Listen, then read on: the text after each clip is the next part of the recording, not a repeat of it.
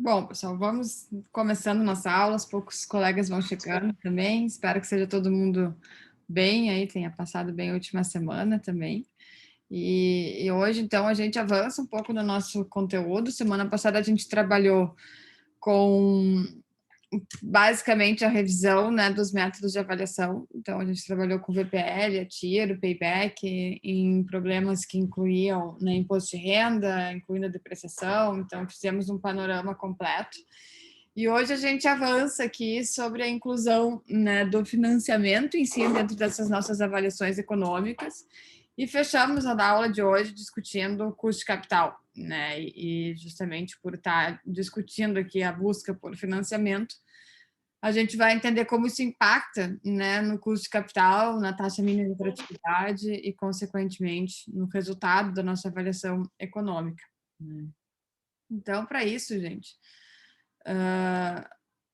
alguns outros conceitos que foram vistos ao longo de Engenharia Econômica 1 são bastante importantes aqui, que é justamente, né, a incorporação do financiamento e dos métodos, né, de amortização de dívida mais comuns, né, que se utiliza na prática. Né? Então, são eles, vocês devem lembrar, alguns mais do que outros, né, mas o sistema francês é o sistema Price, que é o sistema que fixa a prestação constante, né? O sistema SAC, que é o sistema da amortização constante, e o sistema americano, em que a gente fixa os juros e amortiza a dívida por completo só lá no final. Né? Bom, e por que é importante a gente considerar, né, o uso dos financiamentos? Alguém pode dizer, poxa, mas a empresa está cheia de patrimônio, tem muito capital, será que vale a pena? Por que a gente vai discutir financiamento? Vale a pena ir atrás, né, de alternativas de financiamento ou não?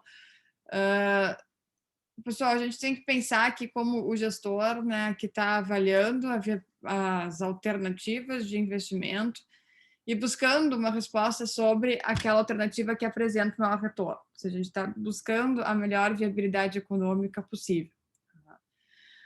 Se a gente está falando de um projeto, né, que tenha um cunho bastante inovador, bastante, né, disruptivo, se a gente for olhar nas alternativas de acesso a capital no Brasil, só por eu categorizar, né, o investimento como um investimento desse cunho, né, que tem uma geração de inovação, de tecnologia, só por isso eu já tenho acesso, né, a linhas de crédito e de busca de capital no Brasil com condições favoráveis, né, que são incentivadas ao empresário, à iniciativa privada, a buscar esse capital para justamente ser uma forma, né, da instituição financeira, do governo, de estimular o investimento em tecnologia e inovação. Uhum.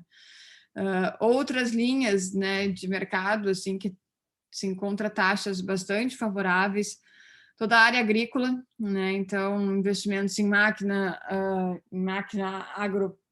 agropecuária, né, então ali a gente vai encontrar taxas mais acessíveis, uh, energia limpa, desculpa, energia limpa, né? Então, adoção de placas solares, energia eólica, cataventos, né? Tudo isso tem linhas, né, de financiamento onde a gente vai encontrar taxas, né, bastante atrativas.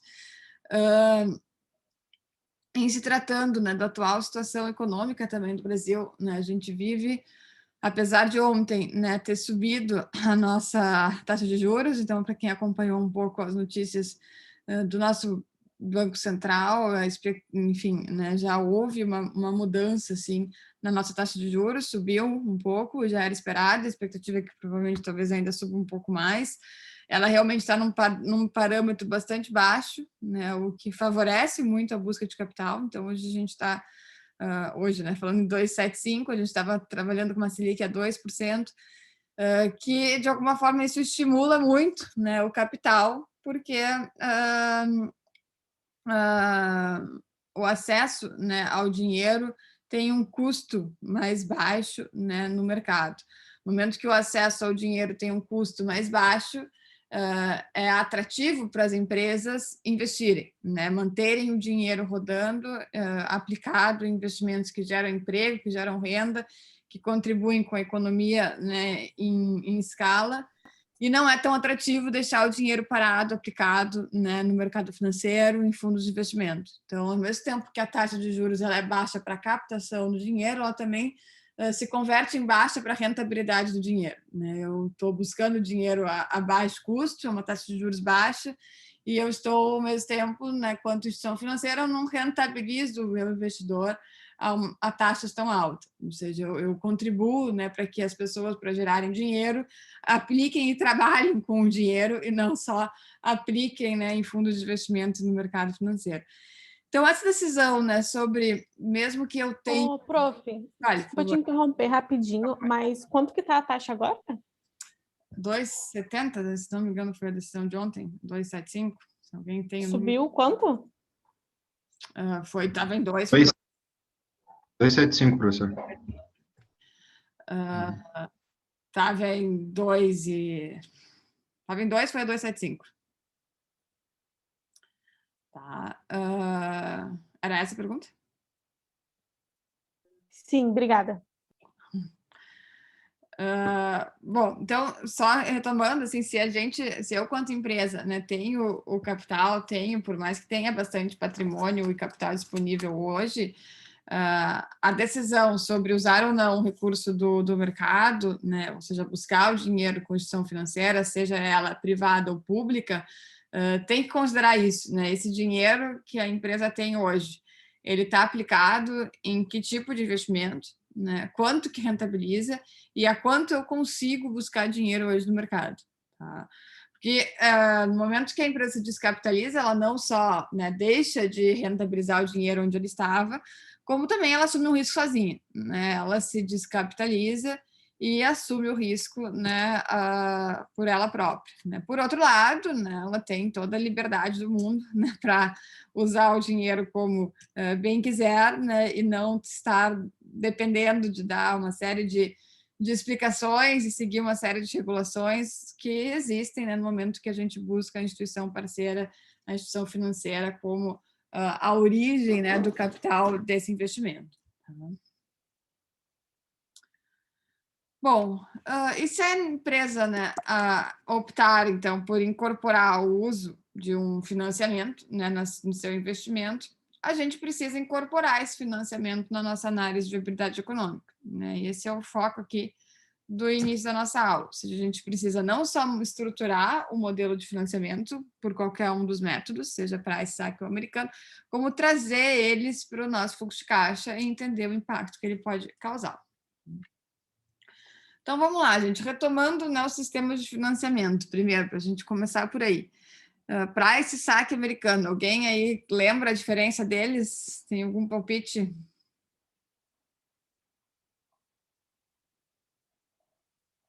O price, a parcela, digamos assim, vai diminuindo com o tempo, né? O saque fica constante e o americano não lembro. Quase isso. O price, a prestação fica constante, tá? E o saque... é o contrário. Contrário. Eu costumo, né, dar uma sugestão assim para os alunos. O price aqui tem o P forte, né, o P de prestação, então fixa, que é a prestação constante. O saque, o A, puxa forte, que é a amortização fixa, né, a amortização é constante, a parcela reduz a prestação. E o americano, a gente paga só os juros ao longo do produto da dívida e amortiza ela integralmente lá no final. Então, essas são as diferenças. Ops. Ixi, já foi.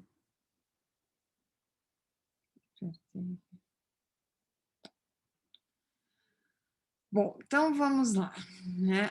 Uma das premissas que fazem, né, que permite que a gente use sistema price americano ou o saque, né, e tanto faz a gente optar por um ou por outro, é que eles são economicamente equivalentes. Ou seja, né, a gente, ao usar o saque, a gente vai estar desembolsando financeiramente menos dinheiro. Porque ao longo do tempo ele vai forçar com que eu pague menos juros, porque ele começa desde o início amortizando a dívida muito pesadamente. Por outro lado, ele demanda que a gente, no início, né, comece pagando prestações bastante altas. Tá? O sistema Price, ele vai fixar uma prestação eternamente, vai ser ela igual, né? Consequentemente, ele faz com que no início eu amortize mais gradativamente a dívida, pague mais juros, tá? No saldo total. Mas, como eu ganho, né, tempo nessa história, se eu for olhar a economicidade de qualquer um dos sistemas, ela é equivalente. Porque o dinheiro, por exemplo, que eu deixo, pegando o mais aqui extremo, que é o americano, onde a gente só amortiza a dívida integralmente lá no final do período, eu, quanto, né, portador do dinheiro, posso, ao longo de todo esse período em que eu estou pagando só juros, que é uma prestação baixa, está usando o dinheiro aplicado a uma mesma taxa com uma rentabilidade similar. Tá? Então, a escolha sobre um financiamento, um estilo de financiamento ou outro, né, um método ou outro, deve ser feita, né, no início e considerar as condições, né, de pagamento e financeiras de quem está buscando o financiamento. Tá? Então, né, o sistema francês, o Price, é o sistema onde que a gente tem as prestações constantes, né? E lembrando, sempre a prestação ela é formada por uma parcela de amortização mais juros. E se eu fixo ela constante, significa que no início eu pago mais juros e eu vou ao longo do tempo, cada mês, né, pagando menos juros e amortizando mais a minha dívida.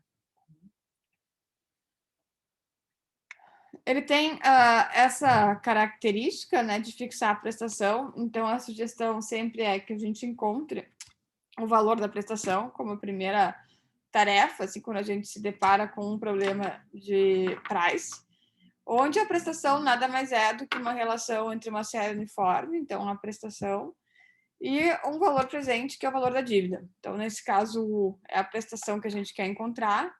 O P é o saldo devedor, ou seja, o valor da dívida no instante zero. O I, a taxa de juros, né?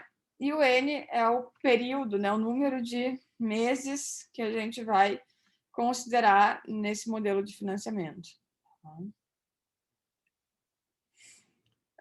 Algumas relações que são sempre verídicas, né? Então, a prestação vai ser sempre a soma de amortização e juros de qualquer período, né? Então, nunca vai mudar isso, ela fica fixa, né, ao longo de todo o horizonte temporal que o financiamento está sendo considerado, e ela, né, vai ser sempre, então, equivalente à soma dessas duas variáveis.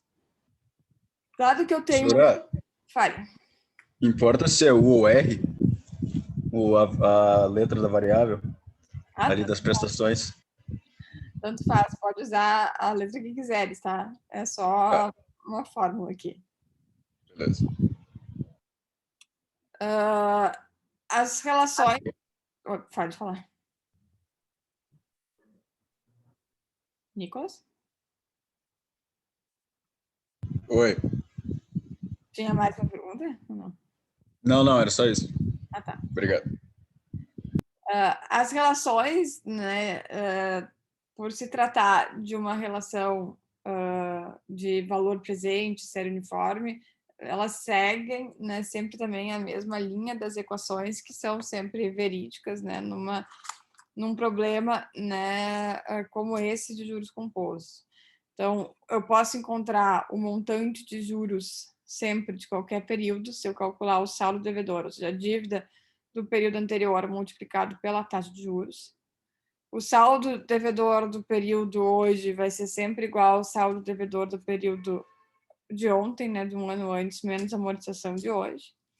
A amortização de qualquer período, né, pode ser encontrada, né, fazendo a relação entre a amortização de T, de hoje, vezes 1 mais a taxa, elevado na K, né, que vão ser quantos períodos para frente eu estou querendo descobrir essa amortização.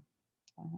Então, só para a gente lembrar, né, vamos ver como é que fica uma tabelinha, né, de um price. Tá? Então, a gente tem aqui um financiamento de 1.000, com uma taxa de juros de 36% ao ano, com capitalização mensal, 4 meses, amortizável em 4 prestações mensais. Tá? Então, a gente tem que transformar essa taxa aqui ao mês, né, para montar o nosso financiamento. Então, tem uma taxa de 3% ao mês.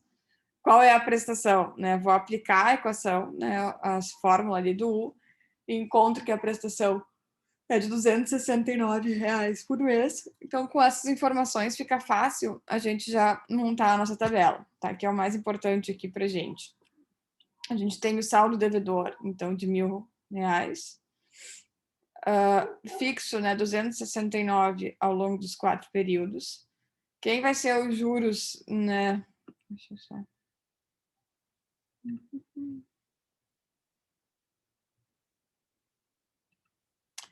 Os juros, né, do período 1 vai ser 1.000 vezes 3% aqui, né? Então, aqui a gente tem o 1.000 vezes 3%, basicamente é isso que a gente está fazendo.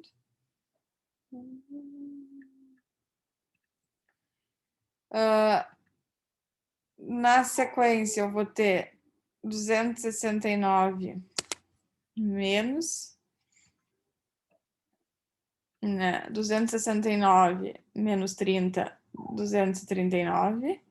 E, finalmente, saldo devedor do período anterior, menos 239, 761. Tá?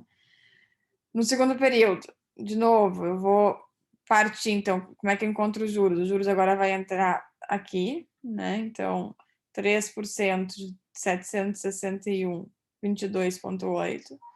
269 menos 22,8 vai ser igual a 236. 761 menos 246, 514. No terceiro período, mesma coisa. 3% de 514 dá 15,4. 269 menos 15,4, 253.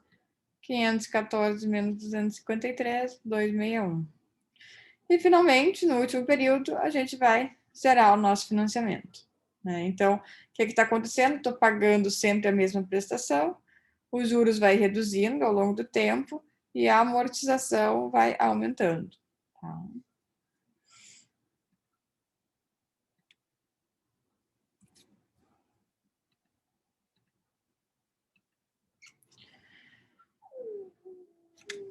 Bom, isso aqui, deixa eu só. Vou pular por enquanto. Tá. Bom, só para a gente exemplificar aqui o impacto que isso causa, né, em termos de VPL, né, e dentro da avaliação econômica, tá? Então, digamos que uma empresa, né, financiou a reforma da sua planta através de um incentivo do BNDES. Ela recebeu 2 milhões com uma taxa de 4,5% a ser pago pelo sistema Price ao longo de 4 anos. Com isso, a empresa efetuou uma reforma em sua planta que permitiu um aumento de produtividade e, consequentemente, de receitas, as quais aumentaram 500 mil ao ano. As receitas iniciarão a partir do primeiro ano e a empresa utiliza o horizonte de 5 anos para fazer as análises econômicas. Sabe-se que a TMA da empresa para esse projeto adicionou-se uma pequena parcela de risco sobre a taxa de juros do financiamento, trabalhando com uma TMA de 6% ao ano. A prestação aqui, então, já calculei, ficou em 557.487, aplicando aqui a nossa equação. E qual é o cenário que a gente tem? Né? Então, basicamente, eu tenho receitas, as prestações, um fluxo de caixa que nos gera um PIB, um VPL de R$ 174 mil aqui. Né? Maior que zero, né? Tem viabilidade econômica, tudo de boa. Pessoal, sem fazer cálculo, né? Se a gente não tivesse fazendo esse financiamento, esse projeto teria um VPL melhor ou pior? Tá? Alguém tem algum palpite sobre isso?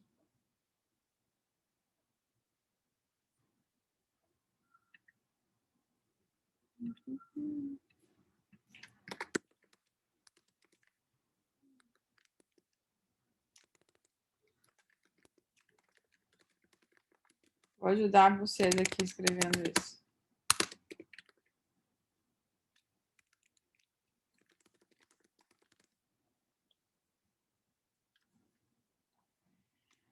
Dei uma dica aqui para vocês, gente. A TMA, né, da empresa é de 6%. A taxa de juros utilizada é de 4%.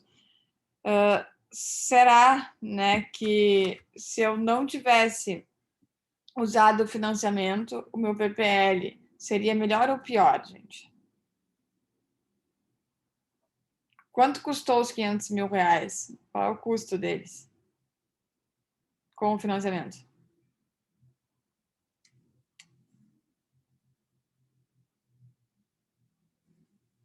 Ninguém, gente?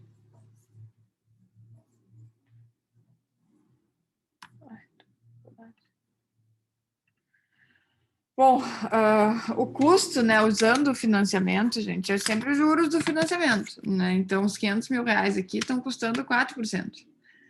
Se esses 500 mil reais fossem os da empresa, né, a empresa colocasse os 500 mil reais, o custo da empresa é 6, né?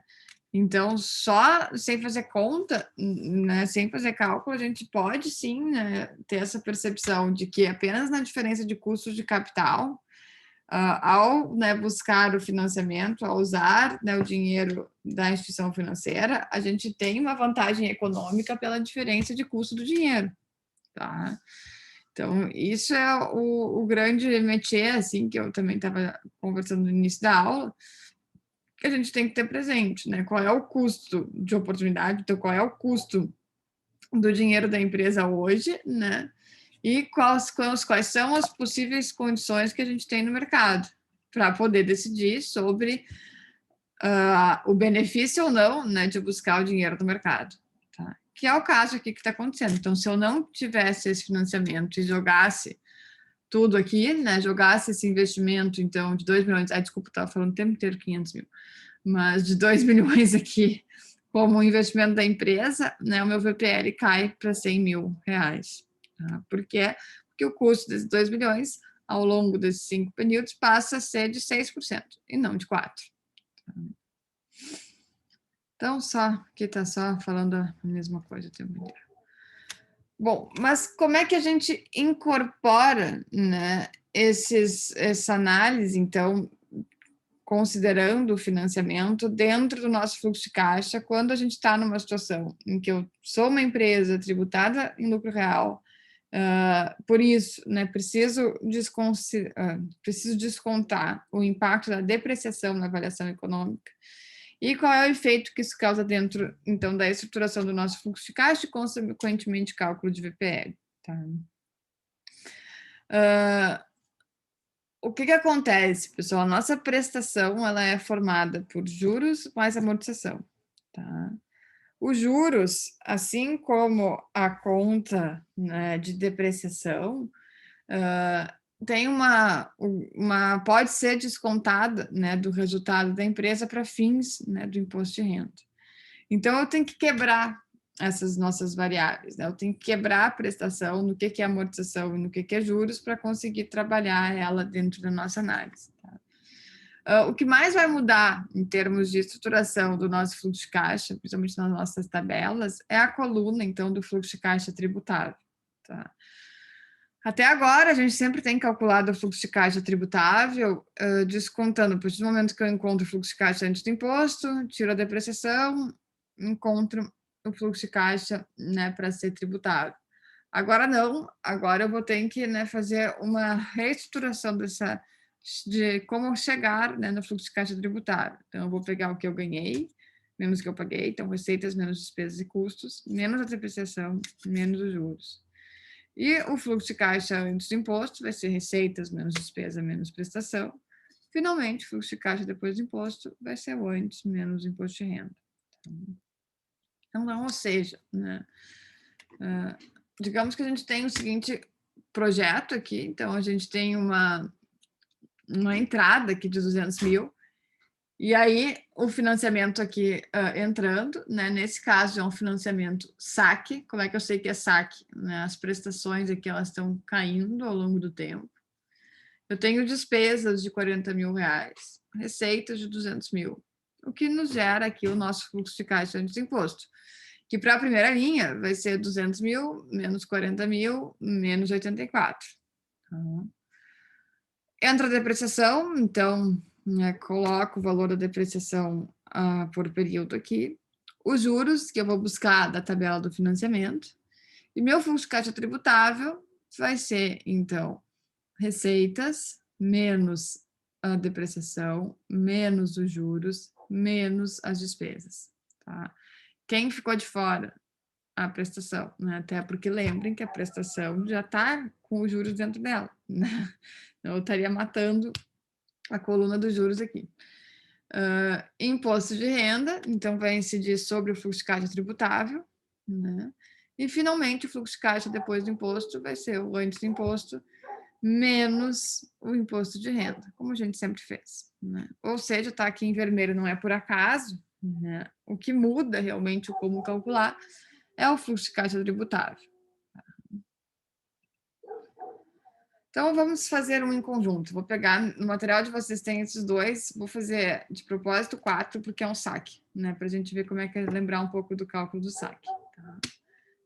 Então, vamos lá. O que a gente tem aqui? Né? Eu tenho uma máquina no valor de 500 mil, financiada pelo saque em 6 prestações mensais, uma taxa de juros de 3% ao mês, e o maquinário que renderá receitas de 200 mil ao longo de 6 meses. Né? A TNA de 4% ao mês e a alíquota de imposto de 2%. Tá? Então, vamos lá, vamos pegar um Excel aqui.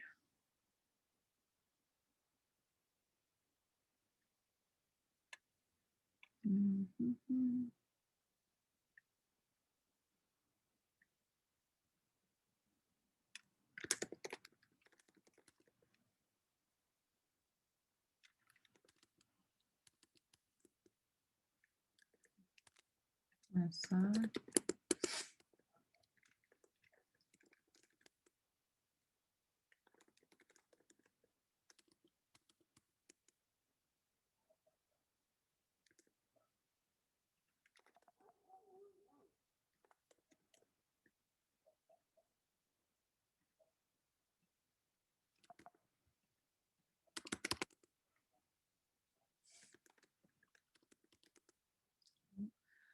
Bom, primeira coisa, gente, como é que a gente encontra, então, a prestação, né, do saque? O que eu sei? Que a amortização é constante.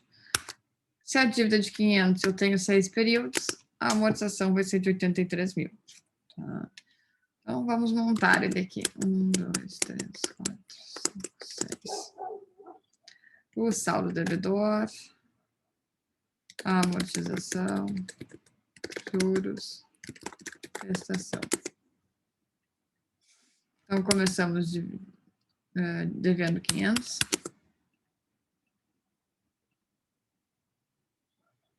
A amortização posso buscar aqui, que vai ser igual sempre.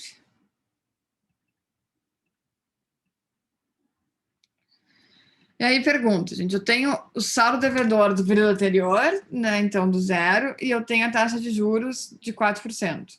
Com esses dois dados, a gente calcula os juros do 1. Professor, não é 3% ali a taxa? Do saque ele não é 3% a taxa ao mês. Eu botei 4. Obrigada, desculpa. A prestação, então, vai ser juros, né, mais amortização. E o saldo devedor, sempre vou descontar a amortização. Tá? Então, se eu arrastar agora isso aqui, vai zerar o nosso financiamento. Então, sempre o saldo devedor eu estou reduzindo a amortização e a prestação somando, né, as duas variáveis. E os juros sempre em relação ao saldo do período anterior. Tá? Beleza? Isso aqui, gente, alguma dúvida aqui? Não? Tá. Não. Tranquilo. Então, vamos lá. Eu tenho investimento. Nesse caso, não tem despesas. Vou deixar aqui.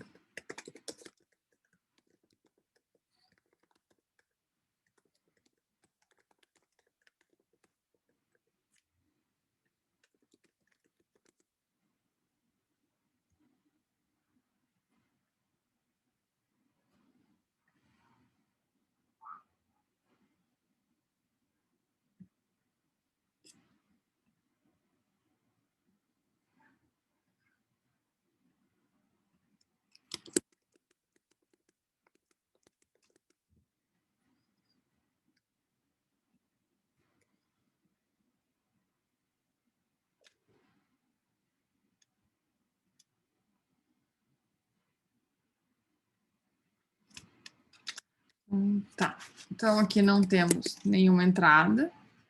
Vai entrar direto, então, a nossa prestação aqui.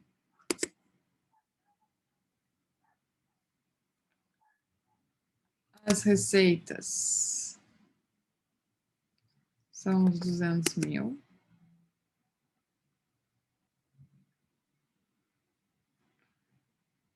Por enquanto não tem nenhuma despesa. Nosso fluxo de caixa, então, aqui vai ser receita menos prestação. Oi.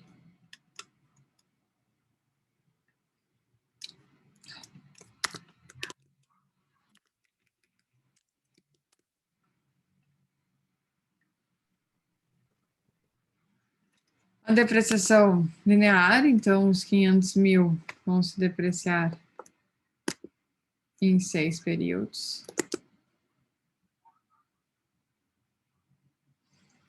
Os juros, vou buscar aqui. Não.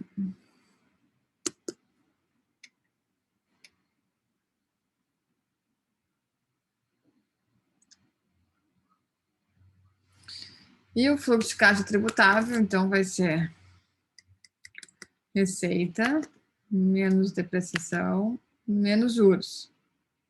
Tá?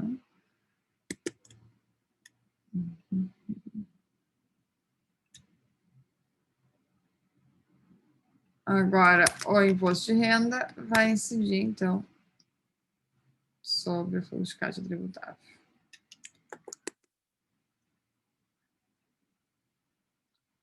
E, finalmente, temos fluxo de caixa antes do imposto, menos imposto de renda.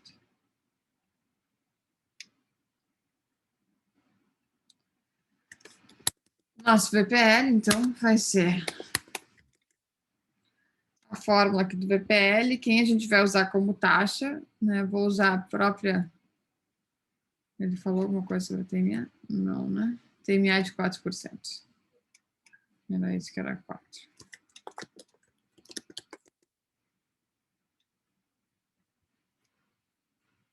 Então, o VPL, a taxa vai ser de 4.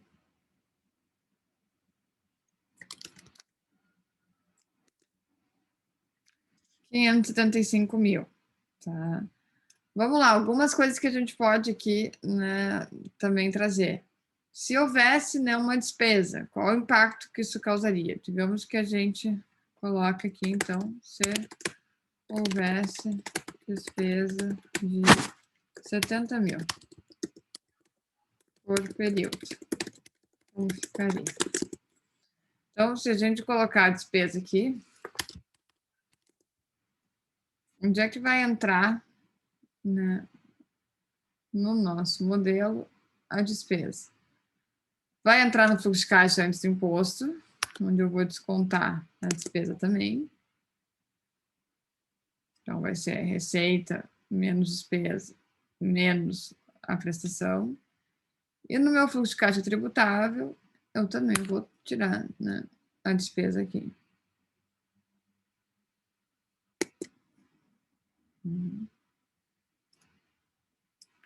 E vou ver, né, lá o impacto no meu resultado. Tá? Ah, digamos que tenha um segundo cenário onde, né, se houvesse uma entrada de 200 mil e o restante financiado. Como ficaria? E aí, o que acontece, pessoal? O que é a primeira coisa que eu teria que refazer nesse cenário? Né? Que se eu tivesse uma entrada e o restante financiado, aquele modelinho de financiamento que a gente fez ali em cima segue valendo ou teria que ser refeito?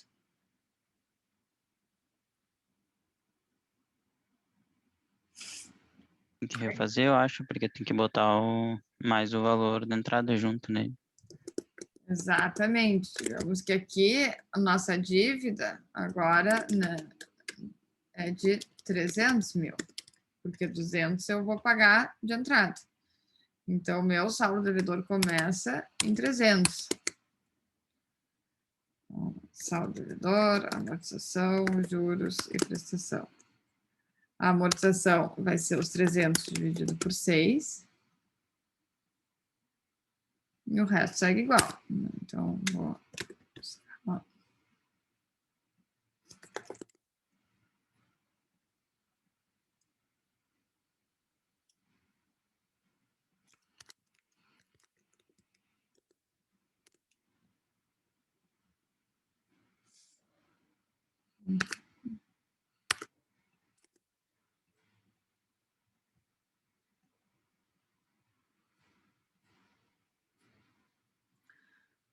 Então, vamos refazer lá embaixo. Então, mudou todo o nosso cenário aqui. Mudaram as nossas prestações, mudaram os juros.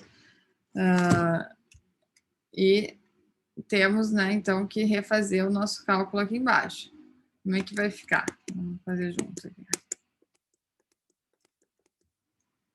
Então, o investimento, eu vou ter 300 mil. Vou botar tudo em positivo aqui.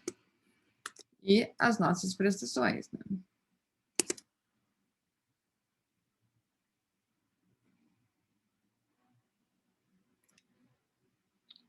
As nossas receitas seguem as 200 mil, segue igual.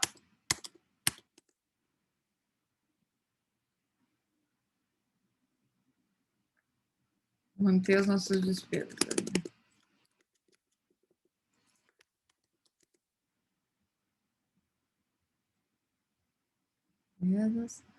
Agora sim, fluxo de caixa antes do imposto, então vai ser os 300 investidos, menos, né? Aí, receita menos despesa menos prestação, né?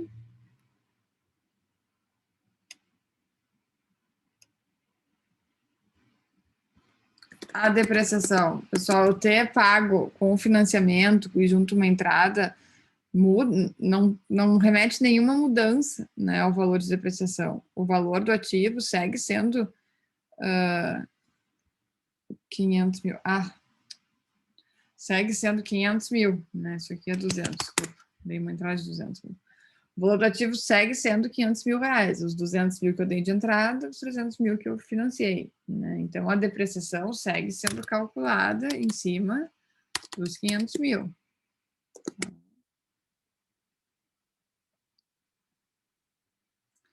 Os juros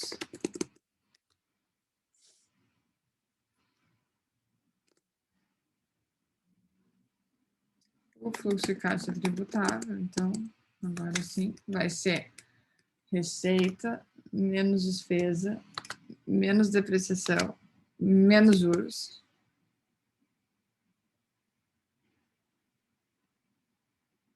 Receita, menos despesa, menos depreciação, menos juros.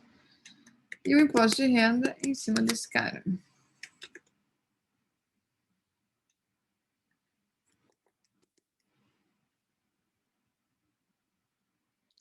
Fluxo de caixa tributável. Vamos ver aqui. Fluxo de caixa antes do imposto, menos imposto de renda. Agora, gente, antes de eu fazer o cálculo aqui embaixo, esse VPL, o outro ali em cima, né, sendo que 100% era financiado, nessas mesmas condições, tinha um VPL de 201 mil reais. Eu devo encontrar aqui embaixo um VPL melhor ou pior, e por quê? Vamos ver. Acho que melhor, porque os juros em cima do saldo devedor tá tirando menos dinheiro, acredito, nessa segunda opção do que na primeira. O que acontece? Na primeira situação, a gente tem os 500 mil sendo investidos a um custo de 3%. Né? Aqui a gente tem 200 mil sendo investidos a um custo da TMA, que é 4%, e 300 mil a um custo de 3%. Então, nesse caso aqui, o nosso VPL vai sofrer uma leve piora.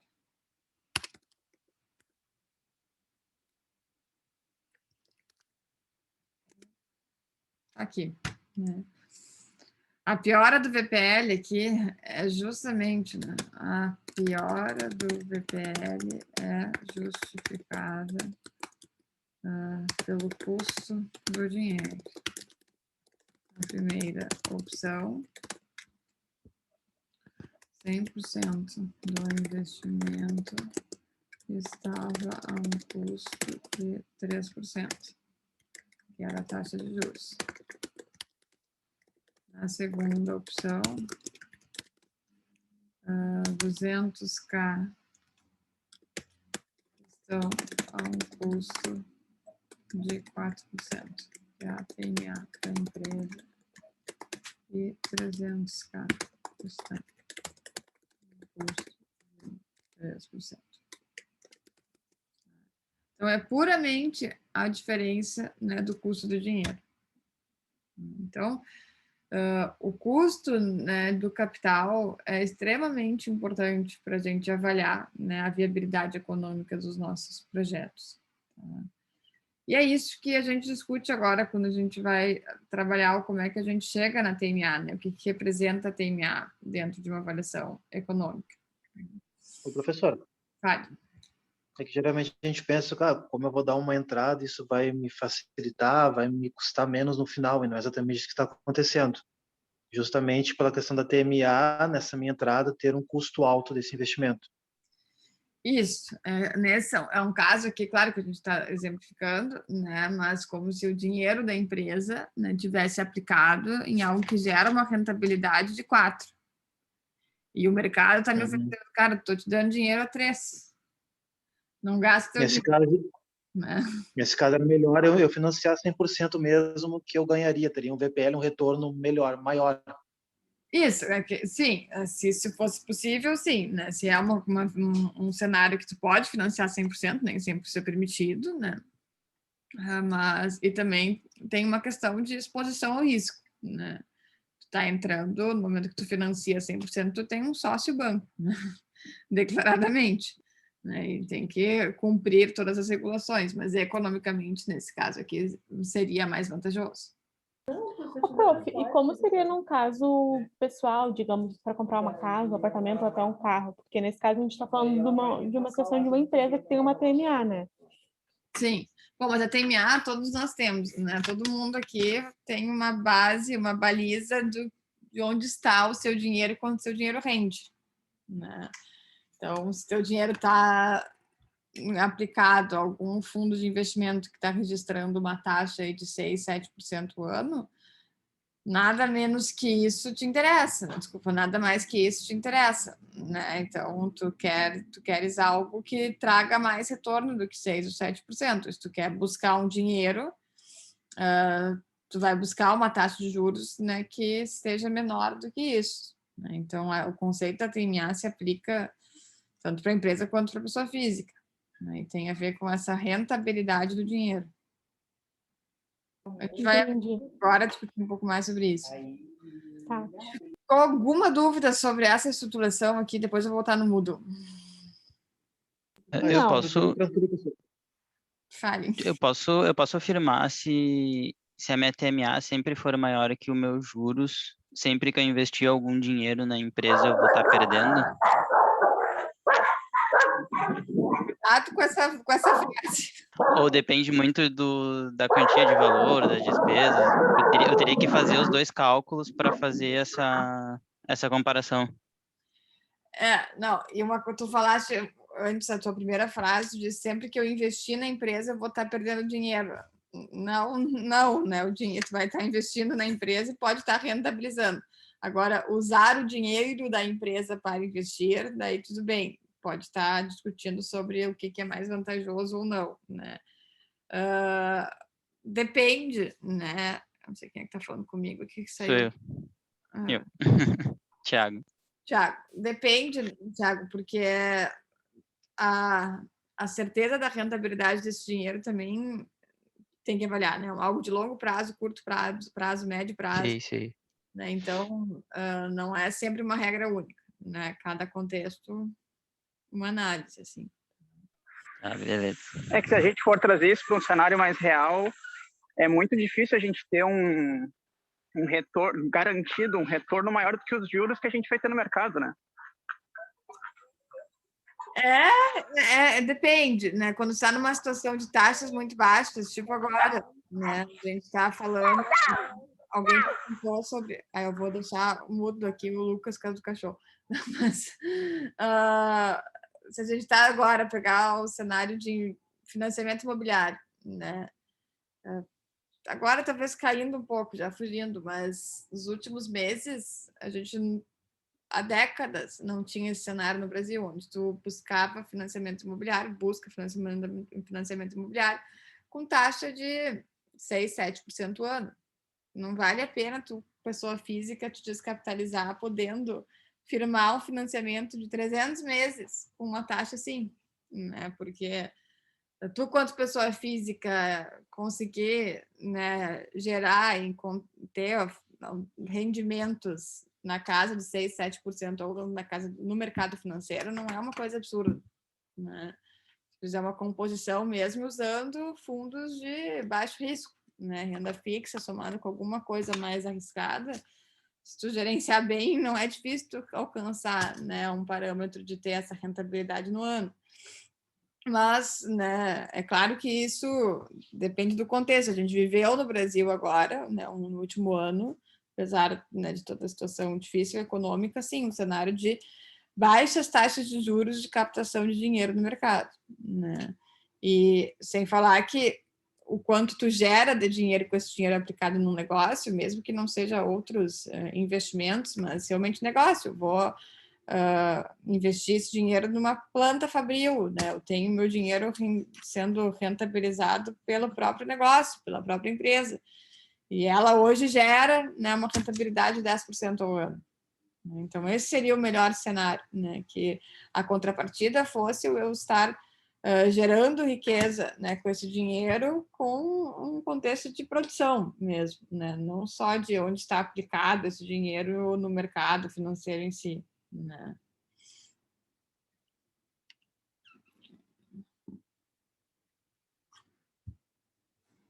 Ficou claro, Lucas?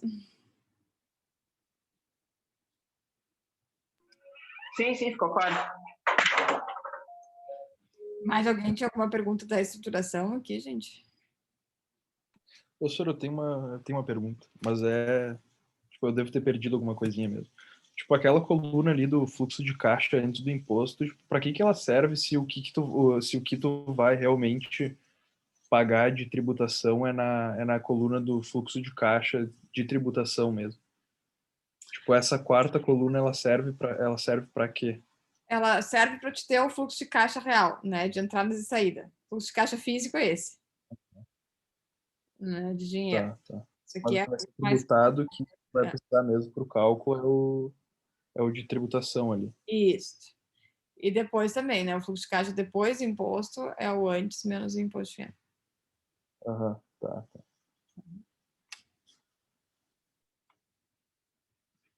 Bom. Professora, qual seria a resposta da letra C nesse exercício extra número 4? O resultado financeiro desconsiderando o TMA é como se tu simplesmente somasse isso aqui, né? Então, é somar 222, né? Ou zerar a TMA. Então, é desconsiderar o custo de capital.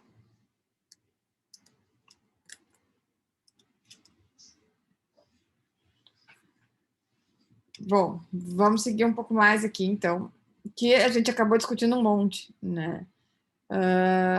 Que é justamente o conceito da TMA. Né? Então, o conceito da TMA está associado a essa relação de custo de oportunidade. Né? Eu costumo brincar com a ideia do feriado. Então, digamos que agora logo tem feriado de Páscoa e estivéssemos num cenário todos podemos viajar, aproveitar, né, o que não é vida real, mas enfim, vamos imaginar que fosse 2000 e alguma coisa, vamos voltar para trás, 2018, né, e estivéssemos aí num cenário mais de fácil acessibilidade e locomoção. Mas se fosse feriado de Páscoa, né, e alguém me procurasse na semana prévia do feriado, terça-feira, dissesse, né, preciso de uma consultoria para fazer uma modelagem, mas preciso que eu esteja pronto na terça-feira que vem, né, em uma semana. Se fosse uma semana qualquer, né, eu estivesse em casa, sem pouco trabalho, ok, vamos fazer e tem um preço X. Aí estamos lá na semana de Páscoa, eu estou com viagem programada, vou, né, viajar com a minha família, para algum lugar, todo o esquema armado, e alguém me vem com essa. Para eu aceitar fazer, com certeza, o X vai virar X ao quadrado. Estou extrapolando um pouco, mas o meu custo de oportunidade para fazer a mesma coisa num cenário onde eu vou abrir mão, né, de algo que para mim é bastante importante, é outro, né? Então, o conceito de TMA tem a ver com isso, né? Não é só a questão é puramente econômica, mas está relacionado a abrir mão, né, de uma alternativa frente à outra, né? Então, eu vou estar fazendo eu poderia estar fazendo, né, um investimento A com o meu dinheiro, que eu já conheço, que sempre funciona, que é o standard, que eu não preciso fazer esforços adicionais e me rende 10%. Por que eu vou passar trabalho, entrar num caminho desconhecido, né, fazer coisas diferentes para ganhar menos? Não me interessa, né? Então, a TMA é essa baliza, né, onde a gente define o mínimo atrativo. E esse mínimo atrativo contempla, além do custo, né, que são os juros, a incerteza, né? Então, o risco que eu estou assumindo ao entrar num canteiro desconhecido, né? Ao entrar em algo novo, algo diferente, né? Então, a TMA vai além, né? A gente tinha alguns dos probleminhas que falava que além do custo em si da taxa de juros, se adicionou uma parcela de risco, né? Porque faz parte, né? No momento que eu não vou trocar 6 por meia dúzia, né? Se eu vou assumir um risco maior, eu quero ser beneficiado, né, pelo esse risco que eu estou assumindo. E como é que a gente calcula esse custo de capital da empresa, né? O método mais tradicional para se calcular isso é o custo médio ponderado de capital, que nada mais é que a composição do capital próprio mais a parcela de capital de terceiros. E em cima desse resultado, né, de CMPC, a empresa pode ainda adicionar um spread, que seria esse risco, né, esse ganho adicional, para ela não trocar o que ela tem hoje por algo exatamente igual.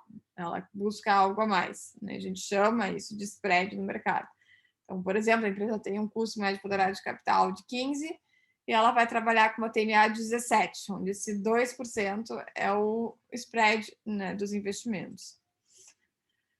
Então, como é que a gente calcula esse CMPC? Basicamente, ele compõe a parcela de capital de terceiros, então as dívidas da estrutura de capital, descontado a tributação, né, do custo de terceiros, mais a parcela de capital próprio. Então, quanto que qual é a proporção da composição de capital que é dela e o custo desse capital. Então, ou seja, né, se uma empresa, por exemplo, tem 15%, desculpa, possui uma taxa de capital próprio de 15% ao ano e capta 30% dos seus recursos investidos no mercado a uma taxa de 18%, a empresa está submetida a uma alíquota de 34% de imposto. Qual é o CMPC dessa empresa? Se 30% dos recursos vem de terceiros, 70% é próprio. Tá? Então, eu tenho o quê? Nada mais do que 30%, né? Isso aqui poderia ser escrito de outro jeito, onde eu tenho 0,3, seria 30%, vezes 1 menos o imposto, vezes o custo de capital de terceiros. Então, tudo isso aqui é capital de terceiros, vou botar em vermelho, mais o que é dela, 0,7, 70% é dela, a um custo de 15. Isso aqui dá 14,06. Então, isso aqui seria a parte que é própria. Então, aqui eu tenho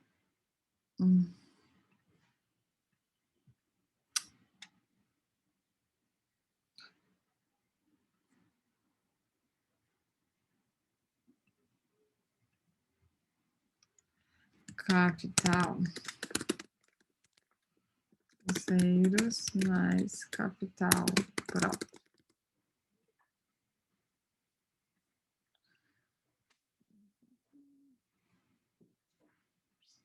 Esse aqui está em verde e aqui, né, eu tenho capital de terceiros em vermelho, tá?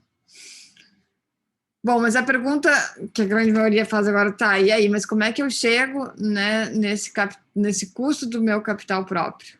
Tá? Uma das formas da gente alcançar o custo do capital próprio é justamente avaliar o retorno sobre o patrimônio líquido. Então, olhando o demonstrativo da empresa, quanto que essa empresa tem gerado de lucro líquido em relação ao patrimônio investido. Isso é um dado que qualquer balanço, né, qualquer demonstrativo contábil vai apresentar. Tá? Então, se eu olhar os dados, né, os demonstrativos das empresas, eu encontro essas duas variáveis e é uma forma de encontrar o capital próprio. Tá? Vou voltar à pergunta que alguém fez antes. Ah, mas e se eu for uma pessoa física? Qual é o custo do meu capital próprio? O custo do capital próprio é quanto que tu gera hoje com o teu dinheiro aplicado, né? Onde é que estão os teus investimentos, o que você tem gerado de rentabilidade. Essa é a resposta, né, sobre o custo do teu capital próprio, quando tu está conseguindo rentabilizar com as aplicações, né, feitas com ele, né? Então, esse é o contexto em si, né, o cenário que a gente está lidando, né, e o dado que a gente tem que buscar, então, para calcular, né, o custo médio ponderado de capital. Tá?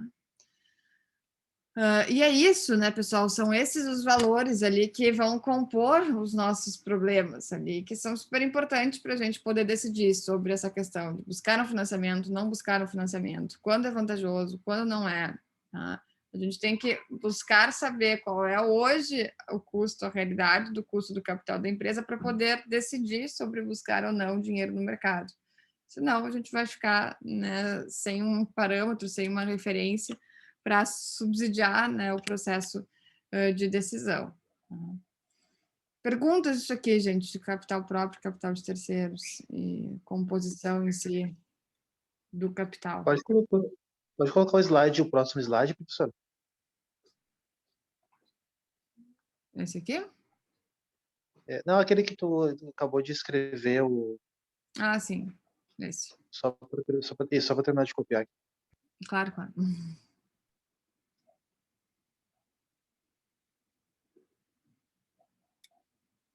Só eu queria, né, vou deixar aqui, que vocês, assim como atividade, né, fizessem o exercício que eu pulei, aqui, que era o 3, né, que é basicamente a mesma coisa que a gente estava fazendo, só para exercitar mesmo a prática aqui de incorporar o financiamento dentro do modelo econômico. Ô, senhora, quando é que eu sei que esse custo médio ponderado de capital está valendo a pena ou não? Se ele der positivo, por exemplo, ele é bom, e se ele der negativo, ele é ruim? Seria isso? Ele é usado como a nossa TMA no problema, né? Então, ele é o nosso custo que vai ser usado, né, para a gente calcular o VPL, avaliar a TIR, calcular payback. Então, não é que ele é bom ou ruim, ele representa o custo do dinheiro aplicado nesse projeto. Ah, tá, entendi. Então, se a gente for pegar o próprio Excel que a gente estava trabalhando antes, ó, qual era o cenário que a gente tinha? Né? Eu tinha juros de 3%, e eu peguei 200 mil no banco, quer dizer, 300 mil no banco. 300 mil dividido por 500. E eu tenho, no meu capital próprio, um custo de 0,04, sendo que 200 mil eram meus.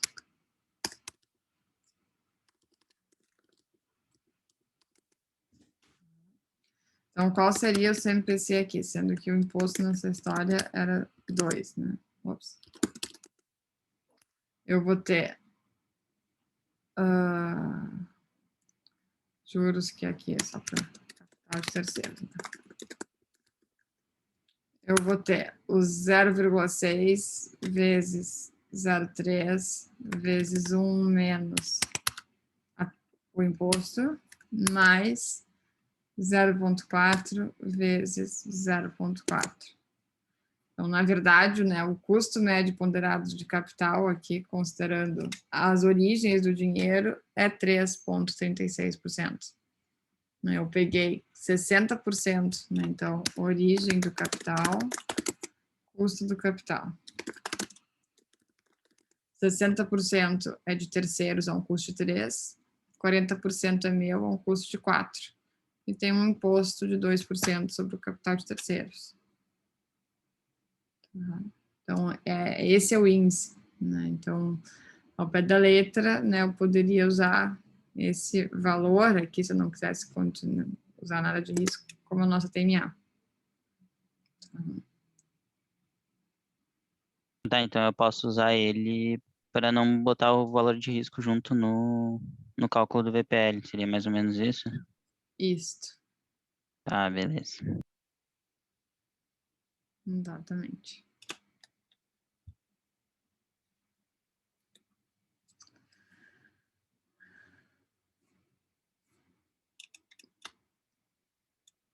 Ô, professor, Fale. pode voltar no slide que tem um enunciado do exercício 4? Só para perguntar um.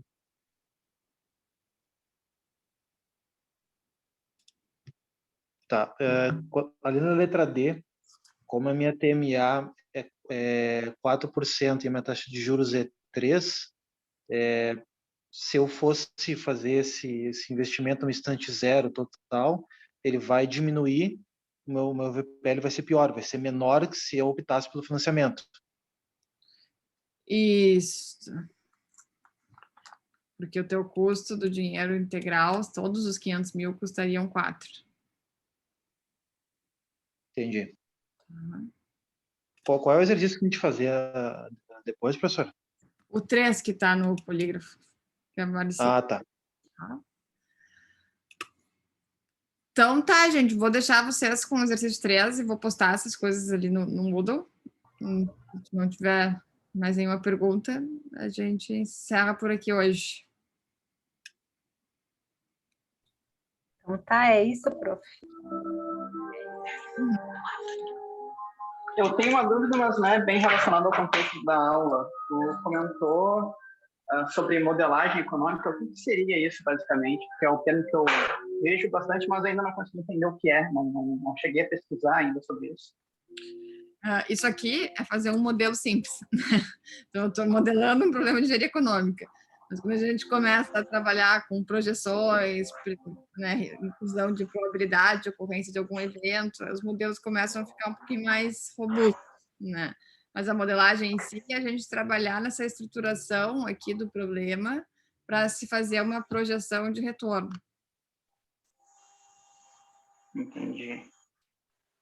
Ok, estruturar o problema para enxergar. Isso, e a gente poder fazer as simulações em cima dele, modelagem, né? Ah, entendi. Tá certo, seria só isso. Muito obrigado. Nada. Até mais. Tchau.